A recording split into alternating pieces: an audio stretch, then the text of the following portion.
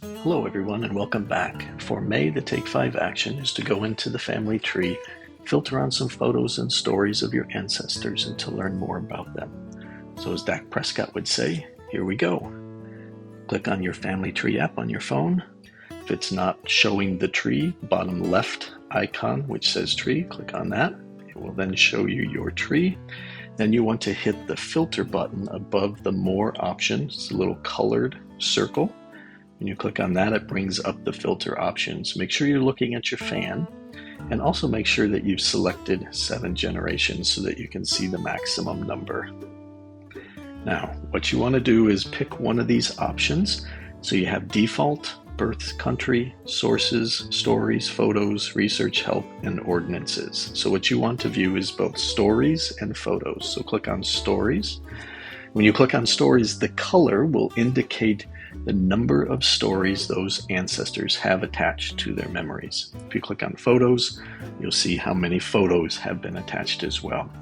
So we're going to zoom in on one and take a look at some of the memories and photos that I have listed for my ancestors. So I'm looking at Leroy Thomas Davis, who is my grandfather. If I click on him, it takes me to his record and to his memories. And these are a list of all of the stories, all of the photos, all of the documents that have been attached to his memories by either myself or other people. And you'll see pictures, you'll see documents, and you'll see one of my favorites here, which is myself, my father, my grandfather, and my great-grandfather, so our 4 generations. So as you look at all of these, you can click on their memories, you can click on the documents and learn a little bit more about these individuals. Now what you'll see across the top is you'll see something that looks like a photo. If you click on that, it filters the memories to just show photos, and then stories, and then documents, and then audio recording if there are any audio recordings attached. So what you'll find is even under photos, you'll see some documents here that look like they're stories. It just depends on how the individual attached that to the memories. If they took a picture of the story and then they attached it as a photo, it shows up as a photo. If they attached it as a document, it will show up as a document. If they attach it as a story and they type in or write a story, it will show up as a story. Don't be too concerned about that because you can see all of them in those memory apps. I'm going to go back out, pick another individual, Thomas Davis.